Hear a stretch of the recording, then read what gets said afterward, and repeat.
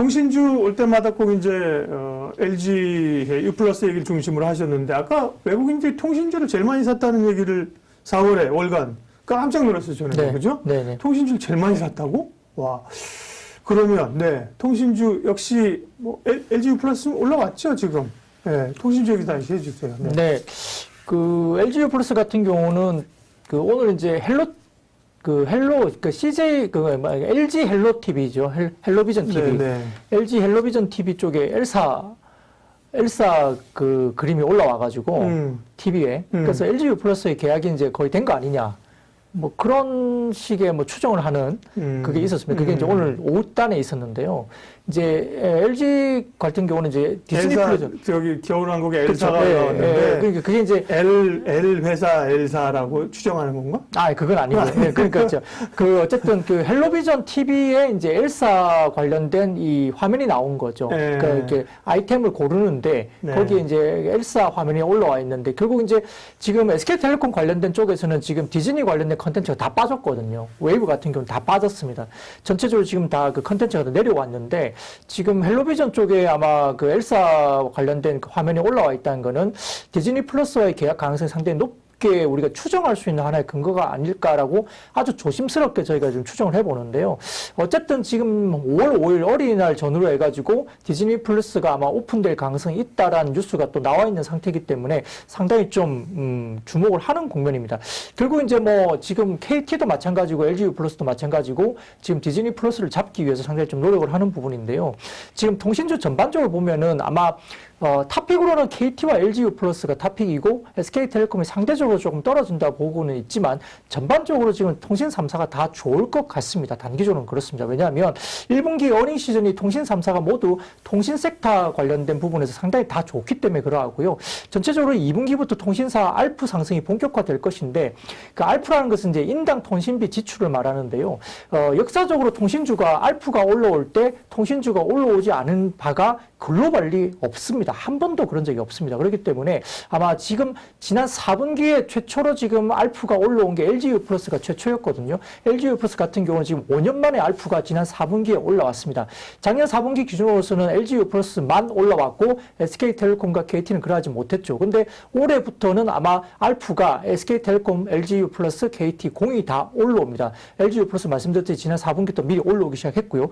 전체적으로 지금 배당 재원인 통신 부분 이익이 본격화되기 때문에 배당 매력도 충분히 가능한 상태이고요. 그리고 전체적으로 지금 SK텔레콤 같은 경우는 인적 분할 관련된 이슈가 이미 나왔기 때문에 불확실성 제거가 됐고 또 인적 분할을 하기 위해서 전반적으로 하반기까지 굉장히 호재성 재료를 계속적으로 낼 것 같습니다. 따라서 SK텔레콤도 이러한 호재성 재료를 계속적으로 나오는 국면에서 모멘텀을 가지고 상당히 좋을 것으로 생각되는 상황이고요. 또 올해 3Q, 그러니까 3분기 정도에는 mm웨이브 관련된 장비 출시가 유력하기 때문에 실질적인 5G 도입이 이제 시작이 됩니다. 따라서 5G 관련된 통신 가입자가 월간 지금 100만 명이 넘어서는 국면이기 때문에 이에 따라서 이제 단가가 올라오죠. 근데 아주 싼 그 5G 통신 요금제가 나와서 전체적으로 지금 굉장히 실적이 좀 떨어지지 않느냐, 컨센서스 대비 떨어지지 않느냐라고 이야기하는 사람이 많겠지만 굉장히 저렴한 그 5G 통신 요금제는 결국은 LTE 가입자들을 5G로 옮겨오기 위한 하나의 전략적인 가격대이죠. 전체적으로 지금 우리가 유튜브라든지 이런 것들 보는 분들은 3만 원대 쓸 수가 없습니다. 왜냐하면 주어지는 그 서비스가 굉장히 좀 제한적이기 때문에 그걸 가지고는 유튜브나 이런 것들 볼 수가 없죠. 그렇기 때문에 전반적으로 높은 그 가격대를 쓸 수밖에 없고요. 3만 원대는 LTE 가입자들을 결국 5G로 유인하기 위한 효과가 있고요. 기존에 LTE 쓰시는 분들은 3만 원대라도 개인적인 인당 통신 지출이 높아질 수밖에 없습니다. 여기에 따라서 실적이 상타가 다 좋아질 수밖에 없다 보는 관점이고요. 전체적으로 지금 봤을 때는 KT가 지금 6%대 배당 수익률을 준다고 했기 때문에 상당히 좋을 가능성이 크다라는 측면에서는 긍정적으로 갈 수 있고요. 알프도 당연히 좋아집니다. LGU 플러스는 화웨이 우려 때문에 상당히 우려가 와 있고 13,000원대 초반 같은 경우라면 작년 초기 기준으로 봤을 때는 오른 게 하나도 없습니다. 연간 단위로 지금 주가가 3,200포인트대에 왔지만 오른 게 하나도 없는 게 LGU 플러스입니다. 거기에다가 지금 SK텔레콤이 인적 분할을 하게 되면 통신 부문 사업자가 약 15조 이상의 평가를 받고 분할이 될 겁니다. 시가총액이 15조 이상의 평가를 받고 분할이 될 텐데요. LGU 플러스가 지금 5조 한 7, 8천억 정도밖에 안 됩니다. 그러면 LG 유플러스 같은 경우는 지금 SK텔레콤 대비 영업이익단이 약 80% 이상은 나오고 있는 회사거든요. 그러면 SK텔레콤의 통신사업 부분이 15조 정도 시가총액을 받을 수 있는데 그럼 80% 정도까지는 충분히 올라와야 된다 본다면 15조에서 80%면 10조는 넘어야 되거든요. 근데 LG 유플러스가 지금 6조가 안 됩니다. 그렇다면 아직은 룸이 많이 남아 있어서 그래서 지금 목표 주가가 18,000원이 나오고 있는 거고요. 그래서 13,000원 정도 수준이라면 잃어버릴 게 없는 주가라는 그런 측면에서는 결국은 LG 유플러스가 상당히 조금 상승폭이 제일 클 수 있지 않을까 생각됩니다. 그래서 어닝으로 봤을 때는 LG 유플러스의 상승폭이 제일 크기 때문에 저는 상대적으로 지금 4월달 같은 경우는 SK텔레콤과 KT 같은 경우는 지금 약 20% 이상 올랐고요. LG 유플러스는 10%도 못 올랐습니다. 키 맞추기 국면에서도 LG 유플러스가 여전히 이제 매력적으로 볼 수 있기 때문에 결국은 LG 유플러스가 개인적으로는 탑픽으로 볼 수 있겠습니다. 네, 통신주 가운데는 LG 유플러스 여전히 탑픽이고, 네. 그럼 세 종목 가운데 KT, SK텔레콤, LG 유플러스 가운데는 탑픽은 LG 유플 한 종목. 네, 실질적으로 지금 주가 흐름에 대한 수급은 KT가 제일 좋았죠. 네. KT가 제일 좋았고요. SK텔레콤의 일적 분할 요소 때문에 다소 이제 좀 떨어지긴 하지만 3, 4가 일단 다 좋을 거로 보고 KT가 먼저 올랐기 때문에 LG 유플러스 따라가는 국면 그리고 LG 유플러스 같은 경우는 지금 아마 디지털 플러스 모멘텀도 조만간 나올 가능성이 높다고 보고 있지만 지금 상반기 내에 아마 대규모 자사주 매입거리 나올 가능성이 높습니다. 그게 왜냐하면 LG 헬로비전하고 이제 지금 합병 이슈가 있을 수밖에 없고요. 그러면 헬로비전을 합병하게 되면 헬로비전 주주들에게 LG 유플러스 주식을 나눠줘야 되는데 회사 입장에서는 지금 LG 유플러스 주식을 나눠주게 되면 배당을 4%를 줘야 됩니다. 근데 지금 시장에서 지금 LG 유플러스가 약 1.6% 정도 금리로 지금 회사채를 조달할 수 있는데 그걸 가지고 지금 자사주를 매입을 해버리면 자사주는 이제 그 배당을 줄 필요가 없거든요. 그러면 4% 배당을 주는 것보다는 1.6%의 금리를 주고 채권을 찍어서 이걸 가지고 자사주를 매입하는 것이 훨씬 더 재무적으로는 훨씬 더 유리합니다. 그래서 아마 LG 유플러스 주식을 나눠주기 위해서는 자사주를 매입해서 그걸 가지고 아마 LG 헬로비전 주주들에게 아마 주식을 나눠줄 수밖에 없기 때문에 네. 상반기 내에 아마 대규모 자사주 매입과 관련된 공시가 나올 가능성이 크다는 점에서도 하방이 굉장히 닫혀있다는 점에서 긍정적입니다. 네. 통신주 가운데 가장 차장님의 탑픽입니다. LG 유플러스 오늘 근거를 다시 한번 말씀을 해주셨고요.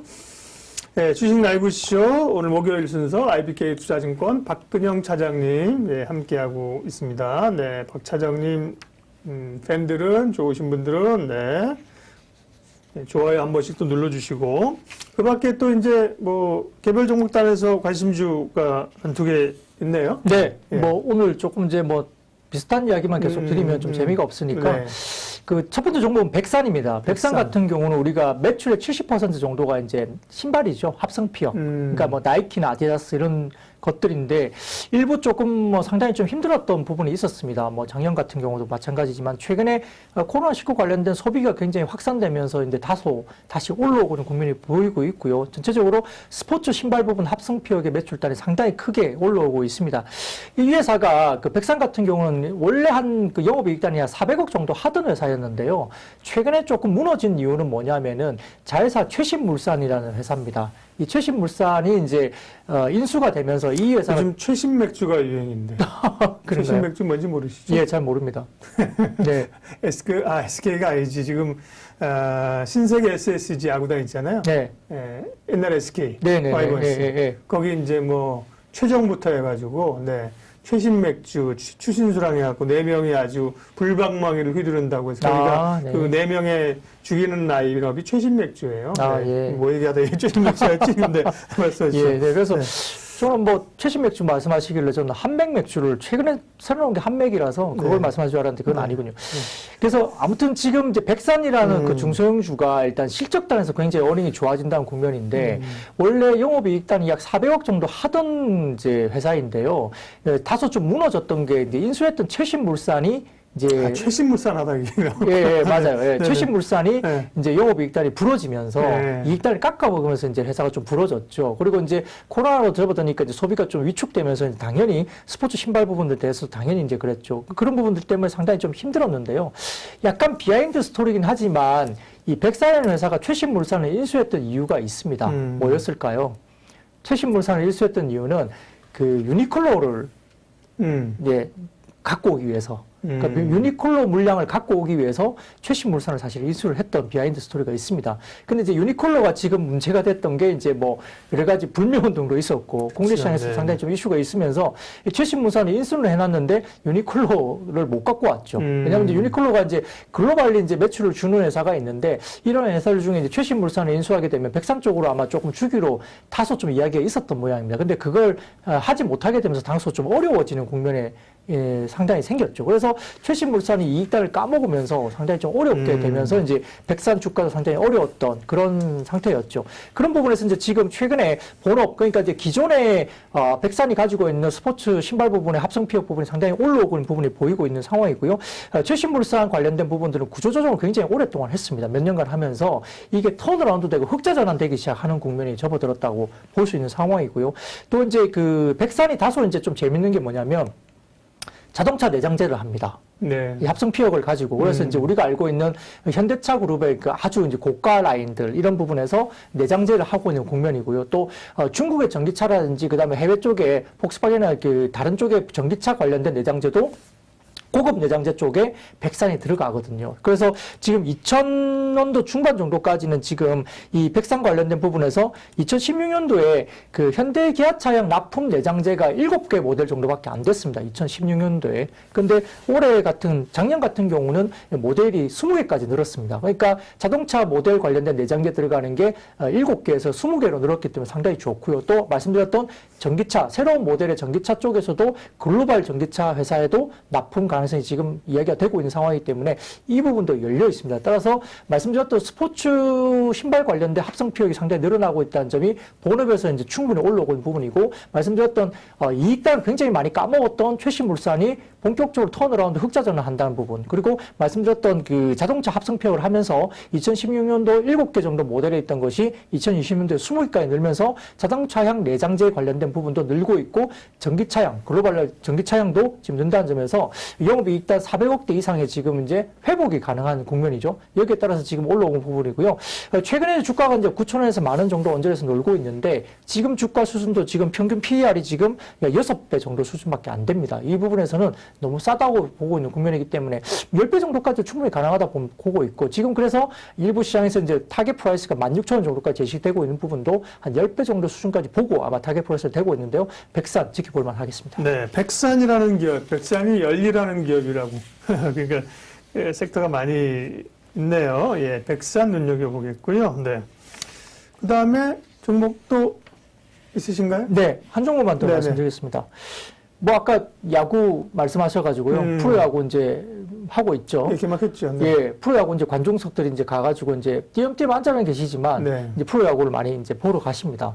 이제 지금 오늘 이제 또 말씀드리고 싶은 종목은 이제 다소 좀 보수적일 수 있고 조금 슬로우할 수 있지만 저희가 봐야 되는 종목 중에 하나가 GS 리테일입니다. 편의점주죠, 편의점주. 제가 분명히 말씀드렸었던 기억이 나는데, 이 유통 관련된 종목에 관련해서 이제 이야기를 한다면 결국은 1분기까지는 백화점주를 분명히 봐야 된다. 제가 분명히 말씀드렸고요. 맞아요. 그래서 뭐 신세계나 뭐 현대백화점 그렇게 이야기했고, 단계별로 이렇게 그렇죠. 유통 관련주. 예, 신세계는 뭐 명품관이 잘 팔리고 하다 보니까 프리미엄을 좀 더 받는다는 이야기 했었고요.